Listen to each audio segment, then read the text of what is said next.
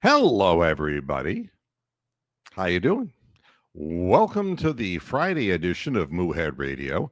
I'm your host, Mr. Moohead, and today really begins in earnest the 24th year of covering the Cleveland Browns on the internet. It started out audio only, and it eventually morphed into video, and I've used more video services than I would care to mention. And today we're heralding a new day in which we are going live on multiple sources, three to be exact. Facebook, which is nice for some of my old friends. And then you have YouTube, which has always been the main thing, and now X, which we've just added. So this is the first time in the first program that we're going to be working with as far as that is concerned. I can get an idea as to where comments are coming from. If you're watching this on X, I would love to see comments coming from X so I can get acclimated to the way my studio is laid out. If you go to the very top of the comments, you'll see that there is a link that you can click if you actually want to jump into the studio, if you have something to say at some point during the course of the program. And that would be really kind of nice. And hello to the Truth Shall Set You Free. I think more than anything, having done this for as many years as I've done it, the program has become kind of passé, and there's a whole new realm of ways of reaching people that I really want to do. And I'm not like I'm employed. I don't do anything these days except have fun with the program. And eventually, hopefully we can get more subscriptions to the channel, more followers in on X, and just a general better social media, just a presence, I guess you could call it. It's really funny. Have you thought of streaming during the game? Oh, I've done that before over my history, and boy, you can get into trouble even if any of the audio comes through. And it's probably not worth it in the long run. Although my commentary during the course of games can be extremely funny, extremely angry, or downright vulgar. So I'm not sure that people really would want to tune into that, especially if they have kids around. It's like, that it's not a good idea to do something like that.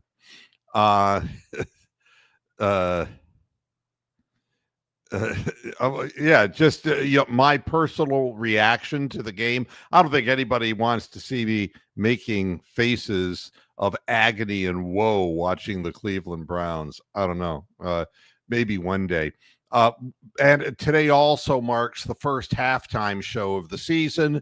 I think that, and I think it probably would too, because I'm very improvisational, but I want to watch the game and let the game sink in and not try to entertain while the game is on the air, because then I'm missing things, and the post-game shows will really be crappy because it'll be like, I don't remember that happening because I was too busy trying to think of something clever to say, but there will be a halftime show today, no post-game show today. I'm not staying up that late to watch a bunch of fourth-string guys who are not going to make the roster.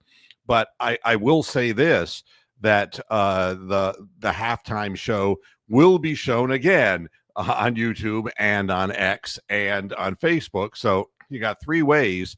I want to get to the point where you just can't get away from a cow's hooves. That's basically the plan of attack. The first thing I thought of when with Shedeur Sanders starting at quarterback, and there's both sides of the fence complaining about this. There are those who are saying he's being set up to fail, And other people say, oh, great, we're going to get to see him finally get a chance. We're going to see what he can do, even though he's had no reps with anybody except for the second and third string. Well, rest assured, that's who he's going to be playing with on the field to start the game. But really, one of the scarier things that I witnessed was watching the first time Anthony Richardson dropped back. I was watching the Colts game with the Ravens, and I mean, he goes back to pass, and on the first chance he has to throw the ball from the pocket, and we know that Anthony Richardson is not exactly a great pocket passer. Guy on the front line, they get their communications mixed up, and nobody blocks the defensive end. He comes in and has a free shot at Anthony Richardson, who promptly dislocated his pinky on his throwing hand. Now, they're saying he could return as soon as Saturday, but it makes you really think twice, It makes you think this is dangerous business. And meaningless games that have nothing to do with what will end up happening in the regular season, except you're trying to figure out who your roster and your final roster is going to be. And you hate to see something like that. And Anthony Richardson is basically fighting for his life. And anytime he misses because of the stupidity of a missed block up front, he's going to be challenged to make the team after the horrible season he had last season. Now, it gets worse. I mean, Bill Halcone is gone from the Ravens out of that game. I don't know if you saw the play. I'm watching feeds of games all over the place and getting little bits and pieces of them. And that was... he was one-on-one. The guy was running for the corner of the end zone, and his knee just caved in. And this, he's a rookie. I mean, for God's sakes, here's a guy who's trying to make a roster. He was a 6th round pick, but don't laugh at 6th round picks, because one of them returned a punt for the Ravens, 75 yards for a touchdown. You never know where your next good players are going to come from. He was defending the play well, but he got his legs crossed up. And the famous scene that we've seen a gazillion times in professional football, where his leg caves in and it ends up being a knee, and it ends up a ligament in his left knee, and he's gone for the season. And people are saying, well, how come the Browns aren't starting any of their starters? Because it won't take very long for the offensive line to get hurt. These guys are long in the tooth. And I mean, even though Coughlin, by, I guess his age is not like a guy who's ancient, his body is, and Bitonio could be his last year. And a lot of these guys have had injury problems early on, and it's going to be a problem. So what you have in front of Shedeur Sanders are going to be a bunch of guys who are likely to get their signals messed up like the Ravens did. And it's a dangerous thing. So I'm sure that Shedeur wants the opportunity to do this. The fans are looking forward to seeing what he looks like. But again, the point of this program is twofold. One, it's a fan show. I'm not sponsored. I don't take money from anybody. I definitely don't deal with gambling casinos and companies. And I want people to be able to come onto the program and to voice their opinions when they feel like it's necessary. And sometimes it can get downright crazy, especially the post-game shows. If you haven't seen one of the post-game shows, it can get really, really interesting. And the halftime shows are 12 minutes long, so there's really no time for guest shots or anything like that, or for people to join me.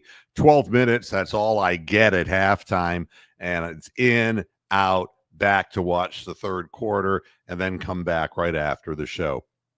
For those people who are not familiar with what we do, I'm assuming a few new people are out there listening. We do shows on Friday, we do shows on Monday, and then we do the halftime and post-game shows on the weekends when the Browns play, or on the Thursdays when the Browns play. So that way, it really becomes a very dominant Cleveland Browns channel. We're basically in competition with the Guardians. I'm glad to say that the Guardians are actually winning again and have put themselves in the playoff race, even if it's just for a wild card. The question is, how much is Detroit going to choke? It is dangerous, though. And again, Los Angeles, the Chargers' star left tackle, Rashawn Slater, he's going to miss the whole season. He tore a patellar tendon during practice. I mean, I don't know what to say. You're never in football shape, because football shape is conditioning, yes, but if it's somebody coming at you from a blind angle and hits you in the wrong place, or if you're being held up like Nick Chubb and Minkah Fitzpatrick hits you on purpose in your knee to cripple you and end your career, then there's that. Yeah, exactly, Tom. Some of the people have been with us for quite a while and have really lived my agony through these programs, and it's nice to see them come around come Browns time. You could do me all a big favor, and that is subscribe to the YouTube channel and follow me on Twitter. I don't bother people. I don't go after people. I'm not political on X. That is not what my goal is in all of this. This is a sports program, but I'm very accessible. If you want to talk with me, I'm more than happy to answer anything that anyone writes to me. So, and that's exactly right. You got to hit the like button. I mean, that's the other thing. And what do I know? I'm just a cow. Yeah, and that's the way you have to look at it. It's this is the beginning of something. I'm not exactly sure what it's the beginning of, but we'll see. But it's really tough when you're top left tackle for a run-oriented team like the Chargers. You lose him right off the bat. You don't have anybody to replace him. So challenges. So the idea with Shedeur Sanders is that, okay, we got to put him in a situation where he can at least have the best opportunity to succeed, if you believe that the organization wants him to succeed. Now, I'm not one who goes into conspiracy theories. I think that the Browns definitely and desperately need a quarterback. They're not going to put a 40-year-old man out there, because if the 40-year-old man took the bone-rattling hit that Anthony Richardson took yesterday, he may not get up. So they're not going to risk a 40-year-old guy for that purpose. It's just that there would be no reason to do that. And Dylan Gabriel would have been playing if he was healthy. And same with Pickett, he would be playing. This is an opportunity for Shedeur to play a little leapfrog and to get out on the field. At the same time, it's dangerous. And he's going to be playing initially against the first string of the Panthers. Now, I know you're saying the Panthers aren't exactly the deadliest team in football, but they're going to be going up against second and third stringers for the Browns. And even though the Panthers do not have a good pass rush last year, when they're playing against lesser players, yes, these players may be hungry to make a roster, but at the same time, there's a real problem. They might not be good enough to make a roster. Yeah, I think that sometimes hope springs eternal, Wable. That's what I think. It's like, well, you never know. We could be a big surprise. And I'm like, yeah, right. Okay. Well, we'll be hopeful. So the idea in this game is, how do you put Shedeur Sanders out on the field and give him the best opportunity to succeed? And what does he need work on at the same time? And there is a common denominator here. With Kevin Stefanski really working tight ends in a 1-3 kind of situation, you will have, I'm not going to see Njoku out there, but you will see Fenton Jr. out there. You will see some of the smaller wide receivers getting an opportunity to play. We'll talk about that in just a moment. But they've got to get some people out into open space that are quick release patterns. Because one of the problems Shedeur has, and it's partly because he had the luxury of having a lot of time to throw.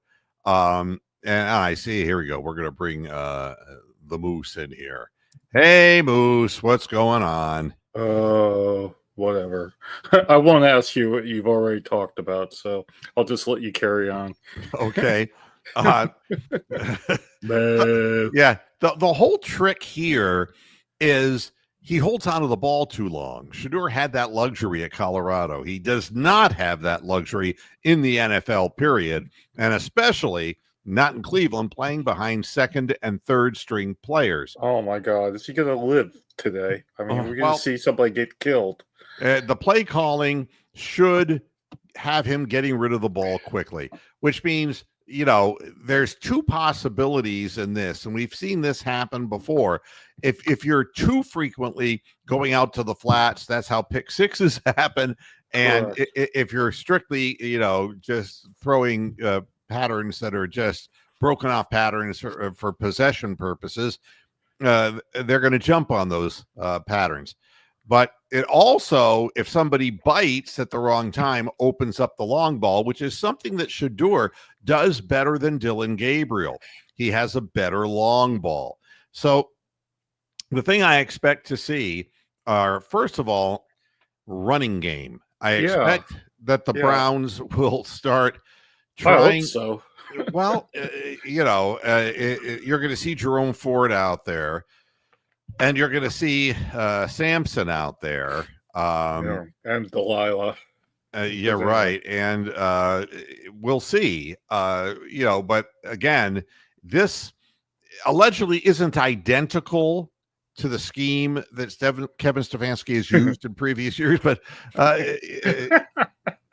you believe that? No, I don't. I think that there's only really good coaches believe, and really bad coaches too, I suppose, believe that their one way is the right way. And I mean, look at Brian Daboll, for God's sakes.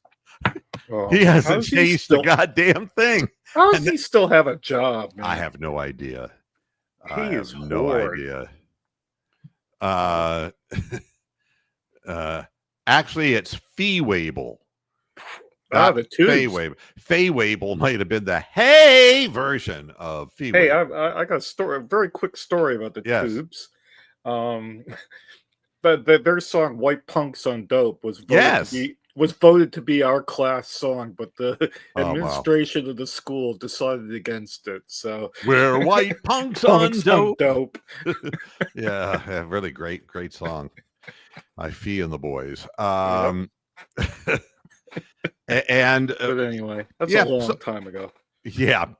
So what we're looking at is possession football, and that means you got to establish a running game. You got to establish the running backs learning how the offensive line is blocking, the timing of things. It's one of the reasons why I'm a real believer that if Nick Chubb does not make the Texans roster, bring him back as a coach. I'm really serious.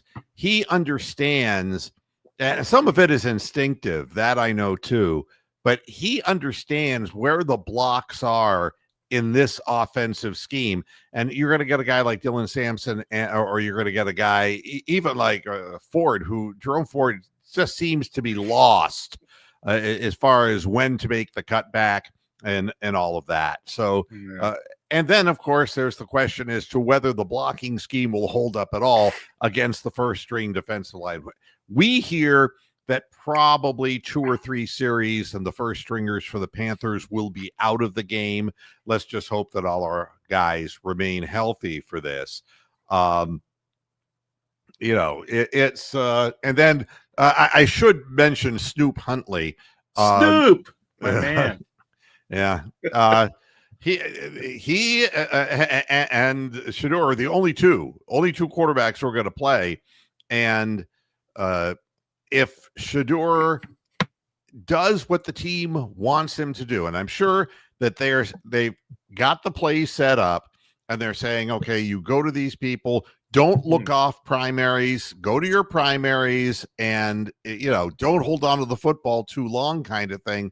If he meets with some success, then you're going to see Snoop a lot earlier.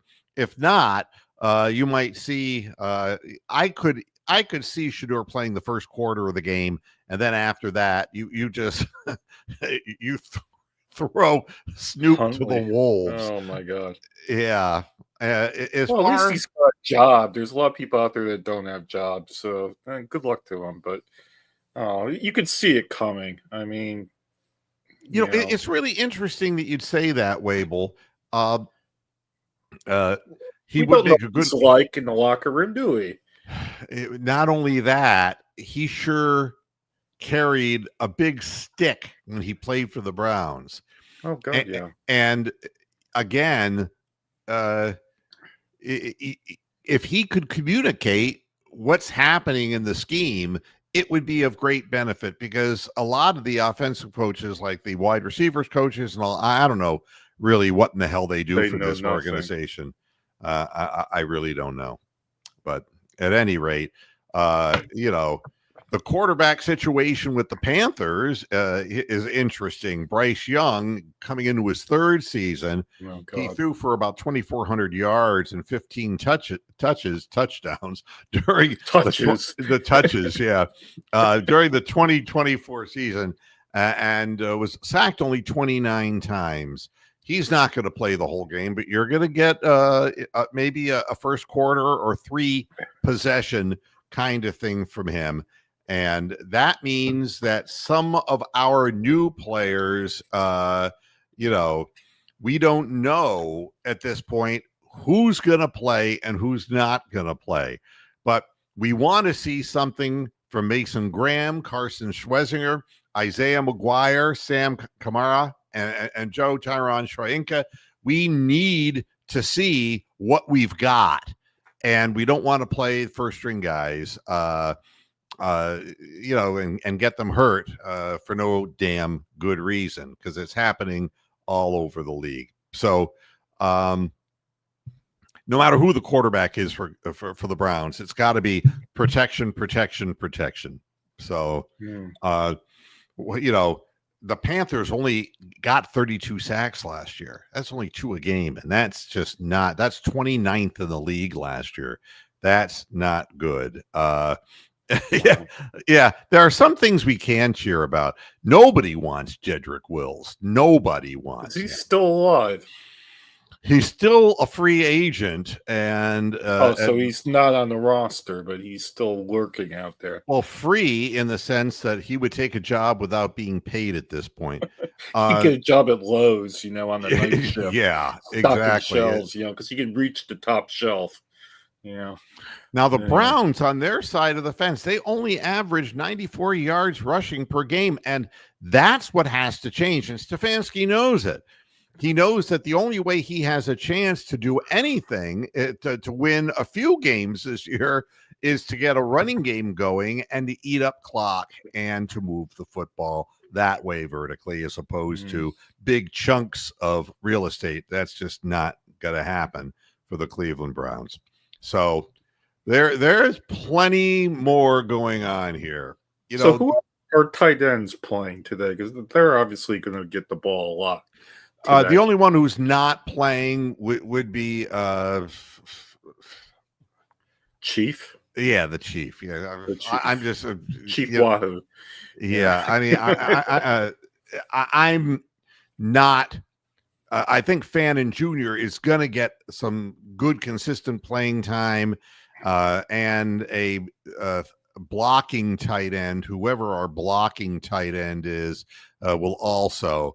But there's no way that Njoku is on that field, because we've seen that he is very prone to getting hurt, and he's our only offensive player worth a damn anyway. And the Browns aren't listening to the fans, and the fans want this, the fans want that. But this is, if you wanted to see Shedeur Sanders, this is the most fortuitous situation for that to have happened, because under normal circumstances, there would be no Snoop Huntley. It would be Pickett starting, and then Dylan Gabriel, and then wash up time for Shedeur in the closing minutes of the game when it doesn't matter. Yeah. So if you want to see Shedeur, this is the best possible way that it could have happened. So tell the fans to quit their bitching. We'll see what happens. Wow, the season hasn't even started. We got like 3 quarterbacks dead already. It's just amazing. Yeah. Yeah, and we'll see what happens. We'll see what happens. As far as where to watch, if you're in Northeast Ohio, you got to know it's on WEWS TV. That's the ABC affiliate here in Cleveland. And there are other ways. The NFL Network is showing the game as well. So if you have access. That's good for me. Yes. If you have access to the NFL Network, you'll be watching the game. And so that's if you're out of town, and that's your hope. But if you don't have the NFL Network or access to it, then you'll have to do some nefarious things that I won't explain right now. Yeah, but for any international viewers who paid for DAZN, 169 pounds worth of money. Yesterday's games, they didn't have any commentary. They just had the stadium feed.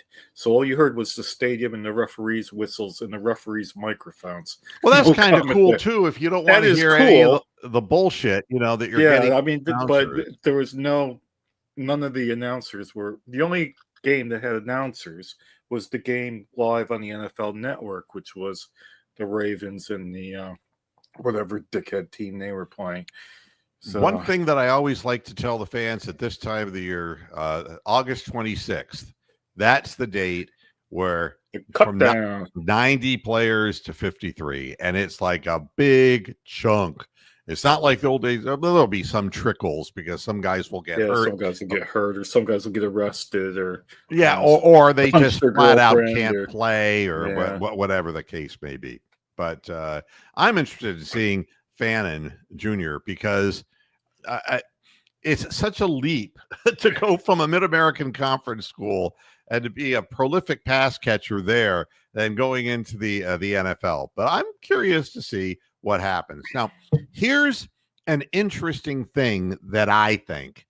You have 2 midget receivers, Luke Floria and Gage Laverdane. And Laverdane they're both about 5'8", and they're both going to be playing. And you have to believe that if there's a chance for either one of these players, it's either on the practice squad or one has to beat the other one out. Floria has been catching everything in practice, but there's no pressure in practice right now. And Laverdane, some long passes. The reason I believe these 2 guys are going to get a lot of playing time back and forth is for the coaches to analyze them, but also they are quick little scat back kind of receivers and the kind of guys you can get them out on the flat and they can wiggle jiggle their way for shorter pass patterns. So that they're not going to break tackles and run for huge gains afterwards, but they're so far Floria has proven to be very, very sure-handed. And again, quick targets is what are going to be the best targets early on for Shedeur. Right. Good question in the chat from Rick Muck. I was going to literally ask, do we have a competent punt and kickoff returner this year? There are 2 guys. There are 2 guys who we're talking about here, and I'll have to look up their names. Are they going to get killed on the first kickoff like they seem to do every year? We've had a problem with special teams. Oh God! I don't know. Yeah, I mean, and it was really disturbing to watch the 6th-round pick for the Ravens go 75 yards with his second touch. The first one, he got like 17 yards. It's like, oh, great. In the 6th round, they can find a goddamn punt returner, but we can't find one. Dick. Yeah. It's very, very we haven't annoying. seen our Dick in years. So right. Yeah. With Martin Emerson out for the Browns, the defensive secondary now, we signed Anusium, Shagozi Anusium, what a name, off of Washington's practice squad. And he's going to get a lot of playing time because Greg Newsome, who is doing well in camp, hurt his shoulder. Nothing new there because he's a midget. I don't think he could ever hold up in a season. The thing that really interested me about Greg Newsome, the second, is that when he found out that and watched Emerson be torn asunder, he just, knew that he was going to step up and play. And then he says the magic words, I want to be a Brown for the rest of my life. Oh, God. And it's like, well, let me think about that, Chucky, because you sucked last year. And the reason that Martin Emerson was getting your playing time is because you sucked. And the reason you sucked is that you're small and you let yourself get pushed around. So he's not going to be playing this year. This game. But he's going to get important time. But this is Shagozi Anusium's chance to say, I was a practice squad player last year and I got to make the big jump up here. He's supposed to be playing with the number one defense. Wow. First string. And you're probably going to see him for half the game. My guess, half the game. Wow. So you'll see a lot of him. Amani Marshall is a running back. All right. And we basically got, we found Jerome Ford again in aisle 3 of a Dollar General store and cut his pay. So what do we really have at running back? Well, we have one less guy in Judkins who you got to figure is 6 games gone to begin with. And he'll probably gain 30 pounds and be a fat bum by the time we see him. I would not be surprised if that is a complete bust draft. Nothing surprises me with the Browns. But Marshall signed with the Browns after April's draft, even though the Browns selected the 2 running backs. This is between that and Dylan Sampson, who's the 4th round pick. These are important games because Jerome Ford is the only proven, if you want to call it that, NFL player running back that we have. Correct. And so you're going to see people competing with one another. We wanted to see Judkins and Sampson in tandem, or at least, start figuring out what the rotation would be, who would be the first, second down, third down back, all that kind of stuff. But we're not going to get that. And Marshall is 225 pounds. He's more of a pounder. But most likely he's going to wind up on a developmental squad. This is not something that he's going to be looking for playing with the big team.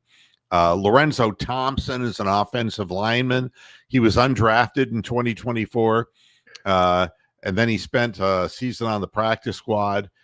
He's been playing tackle on the number 3 offense and guard with the number 2 and number 3. There's another one of the Browns' stupid things.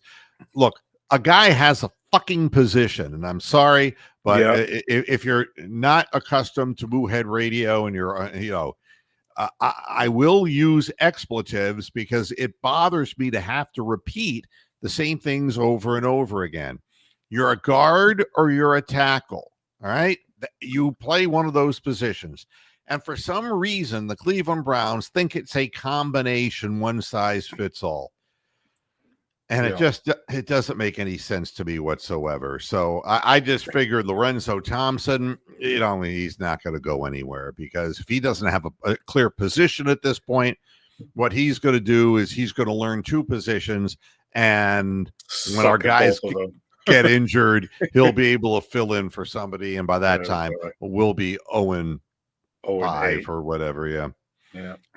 Chris Edmonds is a safety. He ran with the number 1 defense early in camp after Grant Delpit was a limited participant, shall we say. But Edmonds has seen the number of snaps that he's been out on the field reduced over, this past week. He's got to make a name for himself. Rayshon Jenkins has actually emerged as the Browns' number 3 safety for now. And this is very early in the process. But he and DeMonte Kazee are both over the age of 30. So, Wow. Yeah, I know. This is a problem in our secondary. And, I mean, there's just a lot of reasons to believe it's going to be a tough year for the Cleveland Browns. Our power rating's 32 for a good reason. I mean, are we going to be Sendejo'd all season? Yeah.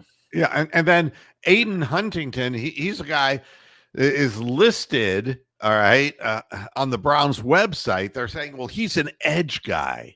No, he's not. He's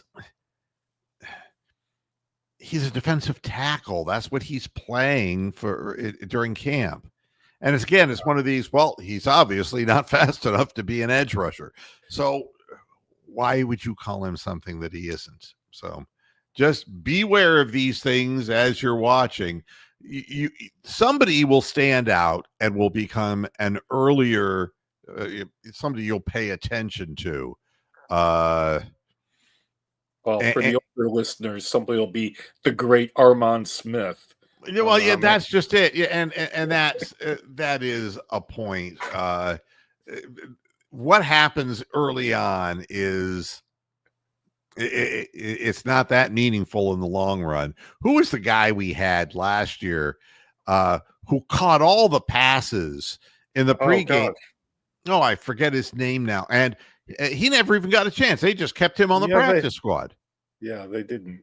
They didn't even let him play. So Thrash looked good too in the preseason, but it wasn't him that you're referring to. No, not Jamari Thrash will play tonight. Yeah. Jeffrey, reading defenses is a problem for every rookie quarterback. Dylan Gabriel in his time in the field has been confused as all get out. He's having trouble seeing over the line.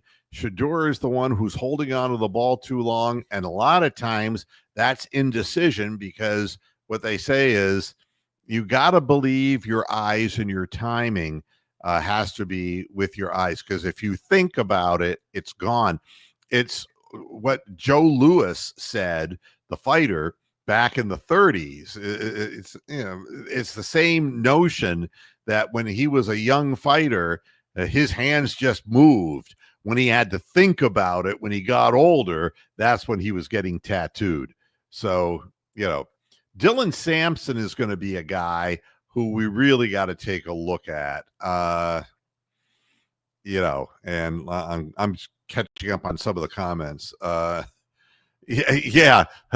guards and Browns, you got to know which one you're watching, though.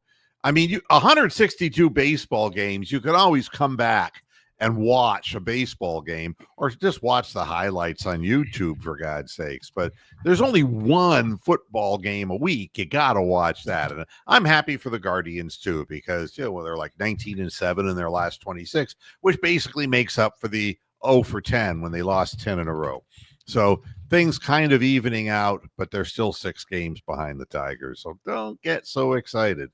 And they're in contention for a wild card with the New York Yankees, who will be pushed over the finish line somehow. Dylan Sampson is a guy, 4th round pick. And there are people who like this pick better than Judkins, and there are the Ohio State fans who like Judkins better. This is a great opportunity for Dylan Sampson to make a name for himself. He's going to get playing time. And The thing that I want to see in a running back like this is his vision. When you see somebody stopping running and then trying to go in another direction, or, it's too late. In the NFL, it's too damn late. How good is he at following the flow of blocking, and does he have vision if he hits the crease? The thing that Chubb was just so remarkable at was the ability to make the second cut. And that is a hard thing, a very instinctive thing. But with Judkins being out, this is his time. And Sampson was the SEC Offensive Player of the Year in 2024. He averaged almost 124 rushing yards per game, but that's a different game. It's college football. But again, when we drafted Nick Chubb coming off of knee surgery then out of Georgia, nobody thought that Nick Chubb would become, in essence, the new Jim Brown in Cleveland. Nobody thought that would be the case. So he was rated below Sony Michel, at the same time coming out of Georgia. Yeah. And he turned out to be the real deal. Coming out of Tennessee, he was a fair pass protector, but he sometimes, vision-wise, you can't take your eyes off linebackers in blitz situations, and that was a problem, and the Browns are trying to work with him on that. And again, all of this stuff points to short passing. I mean, wouldn't you, if you were the Panthers, wouldn't you just be running all kinds of pressure schemes at our quarterback, who has a habit of holding onto the ball too long? Definitely in the regular season you would, but whether you'd bother today, I don't know. I don't know. What they say they like right now in practices is that he's shown a really good first burst. And the beauty of the blocking scheme, of the zone blocking scheme that Kevin Stefanski utilizes, is somebody who can hit the hole quick is always going to be good, and somebody who the second cut is death for the opponent. But at least Sampson hits the hole hard and fast, and that's something that we need to see, because I've seen so much east-west from Jerome Ford. I just want to scream in the previous season. It'll be very interesting, a good opportunity for Sampson to prove himself. Which wide receivers are going to play? Well, Jamari Thrash will play.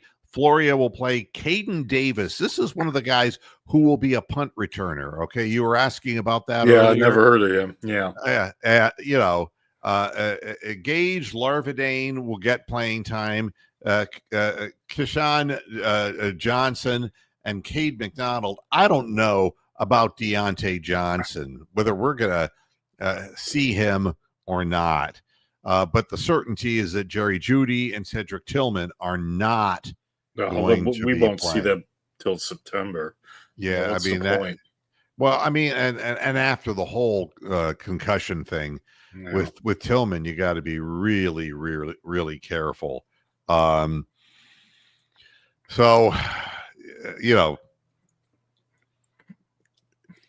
how will the rookies fare in a game like this?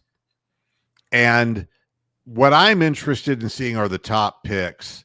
I want to see if Schwarzenegger is as quick to the ball and instinctive as what we were hearing coming out of college, or if this step up is going to slow some of that motor down.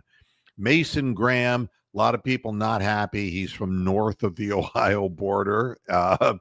But again, he's looked good in practice, which doesn't mean a whole hell of a lot. Oh, God. But, defensive tackle is something with, we've had Myles Garrett out there by himself, lining up back and forth on different edges. But we really haven't ever had the really good kind of interior penetration like a Michael Dean Perry guy. Yeah, the only guy who was any good was Ogunjobi, and he wasn't that great. I think he's still in the league. Who was the other one we had? Emmanuel Agba? Yeah, Agba, Ogunjobi. They all start with an O. Yeah. So Graham and Schwesinger, have been working hard in practice, and we'll see. The real issue is not sacks here. It's when they run the football, are we getting penetration into the backfield? That's what we should be looking at. And for Schwesinger, it's that, and can he cover in short territories and get a jump on the ball and knock passes down? And for Mason Graham, it's all about penetration and getting, even if you don't hit the running back, forcing him to change directions, prolonging the time it takes for the play to get off, and forcing him to try the running back to go to the edge, which slows everything down, which gives you a chance to knock things down behind the line of scrimmage. This is what the whole defense is about. People seem to think for some reason that Schwartz's defense is really predicated on pure blind pass pressure. That's not the case. It's much more controlling what kinds of second and third down kind of conditions there are for the opponent. And, if you can get into the backfield, if you're seeing a lot of 3rd and 8s, 3rd and 10s, 3rd and 9s, that is where, and it's not a matter of pinning their ears back, but it's a matter of, and I'm afraid we're a little weak in the, as far as our corners are concerned, but still, the Browns need turnovers more than they need sacks, because they're going to double team Myles Garrett, and they need to get into the backfield to force passing situations, but we have to get turnovers, and that's something that we just haven't done. And several years, really. Yeah, and both Fannin and Sampson have been taking their offensive reps a second after Njoku and Jerome Ford. So this is great opportunity for these guys to really get a chance and an opportunity and be excited about maybe climbing up the ladder, so to speak. As far as what we're looking at, it was interesting looking around the league. There was the Seahawks and the Raiders played, and Jalen Milroe, that was his NFL debut. And really, all they could talk about was a 27-yard zone read keeper. There was nothing much else to jump up and down about there. I don't think that any of the quarterbacks, to be very honest with you, that came out of the draft are really absolute proven commodities. I really question why the Cleveland Browns went so heavy at the quarterback position when they could have been, with their double first rounders next year, could have signed somebody of substance or packaged things up to really move up, because they're not going to be a real winning football team this year. So, well, no. Yeah. And again, like for the Raiders, Ashton Jante's preseason debut this year, not good. The Heisman Trophy finalist had a -1 yard total for the game. And that's not the kind of thing that you want to see. I did watch a little bit of the Ravens-Colts game. LeJonte Wester was the guy who was the 6th round pick who scored, and I was wrong. It was an 87-yard punt run back. And he outran everybody on the field, made a few really good cuts. And, of course, his college coach was Deion Sanders, go figure. Yep. Baltimore's punt return game was horrible last year, like ours always is. Theirs was last year. The 4 punt returners averaged 9 yards, which ranked 16th in the NFL, and they need all the help they can get because they're a defensive first team. So there is that as well. My goodness, there is something I wanted to say here, and I'm going to go to the fans here and look through some of the comments. Well, yeah, a question while you're doing that is like, are there any weird rules this year, rule changes, that have happened? I didn't watch much yesterday. So I am never up to that and up on that because, quite honestly, trying to get my head around kickoffs, I'll finally start understanding it this year. That's really a very, and some of these rule changes are very strange. The other thing that I thought was really weird is when the NFL came out and said, players wouldn't be able to use smelling salts. Really? And then they abridged what they said, and they said the players have to use their own smelling salts. Now, I stopped and thought about that and said, that sounds like a big bunch of corporate fat fucks who are sitting there saying, we're not going to just give an inhalant to a guy and then have him come down on us later. Let him use his own. And if it fucks him up, it fucks him up. They don't want responsibility for anything. And as much as I love the Cleveland Browns and I love doing the program, I do not like the men who run the NFL. I think they're dishonest pricks. And that goes for Jimmy Haslam as well. I'm just not a fan. And it's one of the reasons why, if I had a readership like Hall of Fame writer Mary Kay Cabot, you would think that rather than taking a little cheap shot at Bill Belichick when she got her award, you would think that she would maybe have something to say about the way the game is run. But she is bought hook, line, and sinker by the Cleveland Browns organization. Anything you read on Cleveland.com is stuff that has already been cleared by the organization. And probably written for her as well, I would imagine. But I mean, it's really pathetic. So use your own smelling salts. So I don't really care what the owners are too busy trying to find places to put their fucking money. That's the bottom line of all of this. And I just want to watch the games and enjoy it and try to forget Jimmy Haslam and the people behind all of this. Is Hopkins going to miss a field goal tonight? Hopkins is a guy, good year, bad year. He had a lot of good years in a row, but once he settled it in Cleveland, he had a bad one.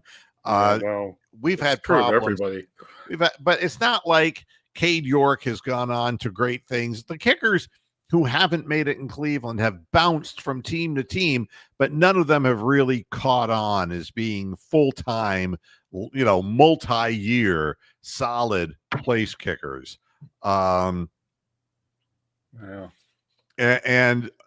I think we need all the help at corner that we can. This is a potential problem. I wasn't thrilled with year 1 to year 2 of Martin Emerson, and I was concerned that he may have been a 1-year wonder, and now we're never going to know that because he's not going to be able to play this year. So what we wind up with, I have a feeling you're going to have softer coverages. But I think we need veteran corner, mainly because they've seen this. They know how to play a certain way. They're somebody who's level-headed, who's not going to bite on every damn fake. We gave up way too many big plays last year, way too many. And it was because free safeties were going the wrong way. I don't know I hope everybody saw the video of Juan Thornhill getting burned in practice and then getting into a fight afterwards with his teammate. No. He got beat by a tight end down the field. I mean, tight end. Yeah, Wow. I mean, Juan Thornhill, and he was bad-mouthing Cleveland fans and the organization. Fuck Juan Thornhill. I mean, there's a guy who is a real disappointment, and he's picked it right up wherever it is he's playing, and there was a fight afterwards. Here's the last thing I'm going to say on the program today before, and you'll be seeing me again at halftime, which may be good or not good, depending upon, how happy a person you are. There is always a day of reckoning. And last year, and I don't like to be a bad sport about things because the Houston Texans defeated the Cleveland Browns fair and square. Oh, God, yeah. I mean, no complaints. It wasn't like, the refs gave them the game. No. None of that kind of stuff. That was a ass whooping. Yeah, I mean, and Flacco played a bad game. Their defense played a really good game. And but when the wife of the owner came out and basically started doing her little pom-pom routine, and she's saying, we just thank the Browns for all those picks they gave us for that worthless quarterback that we gave them, right, in exchange.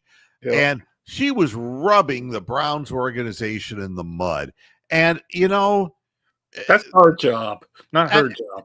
And that's the thing. She's married to the owner, but what is she? Yeah. I don't know who she is or what she does. I know what she does is she blows the owner, but I really don't know why she's shooting her mouth off like that. But that's what brings bad karma. Yeah. Absolutely. So what happened?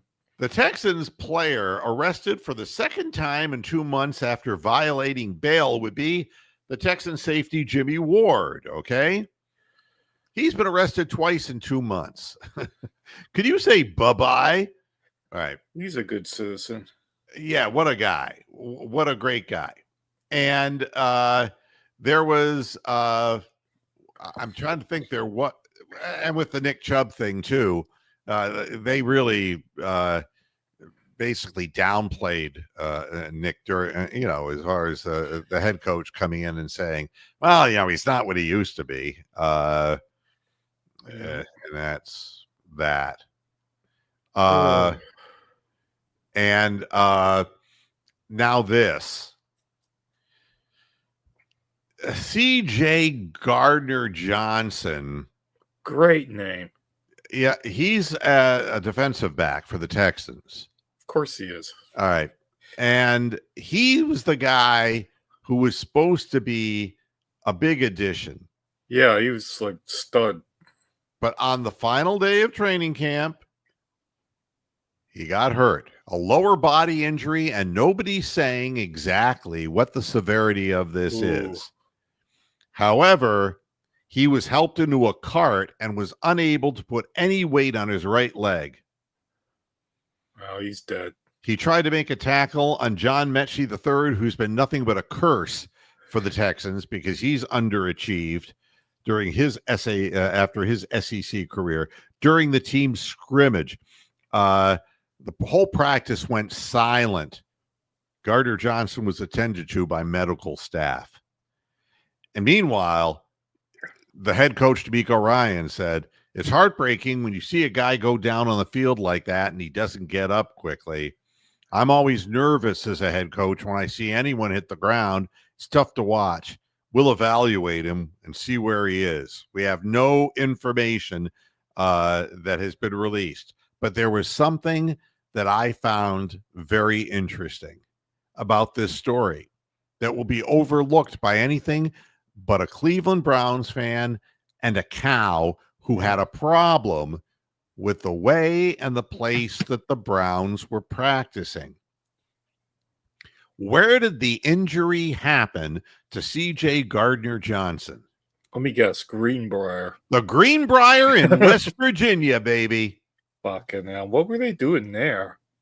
Well, I mean, that's where they're, it's like, well, yeah, we want the surroundings. We want, this is a dirty business, folks. Thanks, Rich. The Cavs Knicks Christmas Day just announced. All right, that's fair.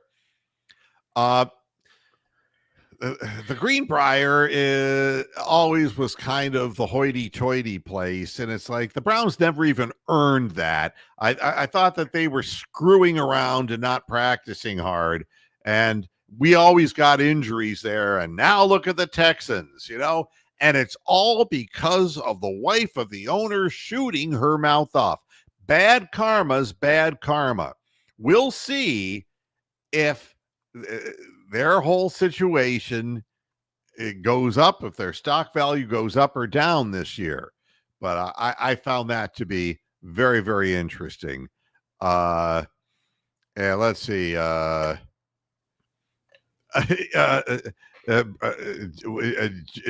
Darden? No, he wasn't the one. Was it Watkins? No. Who was the guy that we had? He was catching everything in the preseason last year. It's like we have a wide receiver, and we never saw him during the regular season. If you go back and just look up who led the Cleveland Browns in passes received in the preseason last year, his name will come up. All right, well, let me look at the preseason game from last And Wable's asking me a question here. If Judkins doesn't play, we have to pick up another running back. And that's why the guy's getting a tryout tonight. But yeah, chances are you're going to need somebody unless Sampson proves to be, something special. But that only gives you two with Ford and Sampson, and we can't count on Judkins. So, I hated what they did to the Thunderbird, Wable. So, yeah, I hate Ford, too. It was not a better idea. Adams, let's go Shadur and Huntley. I'm hoping for Shadur. Huntley is a guy who just is a decoration, getting his opportunity to play, and that's about the extent of it. That's it. He's not going to be around. And if he is, we got a real problem. We're making a bet here. Illegal motion or jumping off sides. How many plays will we see it?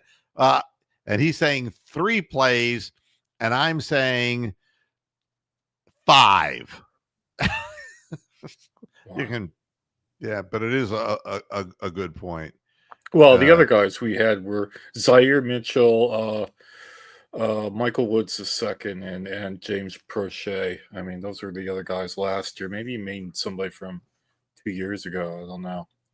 What were their names again? Well, there was James Prochet, there was Michael Woods II, and there was Zaire Mitchell and Deontay Foreman. But nothing really Foreman, failed running back. Nothing really amazing. And Jeffrey, if that is that, and so 546, is that what we're saying, that Deontay Johnson will play? That'll be interesting to see how that translates. I think it's likely, Wable, that it will be a slightly less than pleasing season for the Browns. And I think 5 or less. I think 5 would be a strong number for this group. Yeah. So, and as people are saying that Mike Hall, should be moved to the defensive end position. Austin Watkins. That's the guy you mean from 2 years ago. That's the guy. Austin Watkins. He had one game against the Eagles where he caught 1 touchdown, had 7 receptions for 139 yards. That was 2023, and he's never been seen or heard from since, I think. Yeah, sometimes you say to yourself, I don't know what I'm watching, but that guy was catching everything, and he was getting open. He's gone. He had 6 catches against the Washington Commanders, they were known as back then. Yeah, really a shame when you see something like that, and then we end up with David Bell, who's either hurt or never open. So 2023 that was. Jeez. And what are you referring to, Jeffrey? The stupid AI thing to show us if it was a first down. I'm so sick of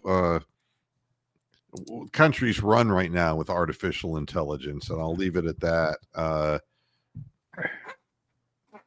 So a virtual first down. Virtual first down. Yeah. I think the game starts at 7. It's not like we're going to get a lot of pre-game action on WEWS. The less, the better. Is Mr. Big Ears going to be doing the broadcast? I don't know his name. Oh, God. Oh, I know. I know who you mean. What is his name? Somebody. Danger Mouse. I don't know. Here I come to save the day. I really don't know. Oh, God. That guy's name. That's going to bug me now.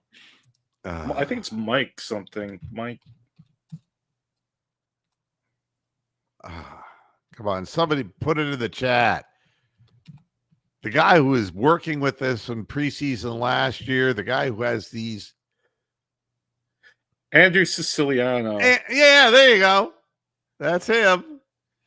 Yeah. Definitely him. He can pick up the NFL games just by using his ears. Yeah. Well, rotate his head in the right direction and he gets the game. Snoop Huntley will factor into this somehow because all of our quarterbacks get injured anyway. I cannot imagine Joe Flacco lasting very long in a situation like this. And it was the only place that he could come and play. And it is a real difficult situation. Well, we got 8 minutes over, and I got to get out of here because I got to prep for the show. I got to prep the studio for the halftime show. And I hope everybody enjoys watching. And I urge you, on YouTube, I'll have a link up. This will be up on X, the link on YouTube, and you can watch it live on X if you so desire. And we'll be here at the half, and we'll talk a little bit about what some of these guys look like, the good, the bad, and the ugly. But thanks a lot, Bronk, for joining me. I appreciate it. Right. And thanks, everybody, for jumping in and putting up some interesting comments and questions. We'll be back with you at halftime. Until then, hasta la vista, faster heads. See you in a little bit.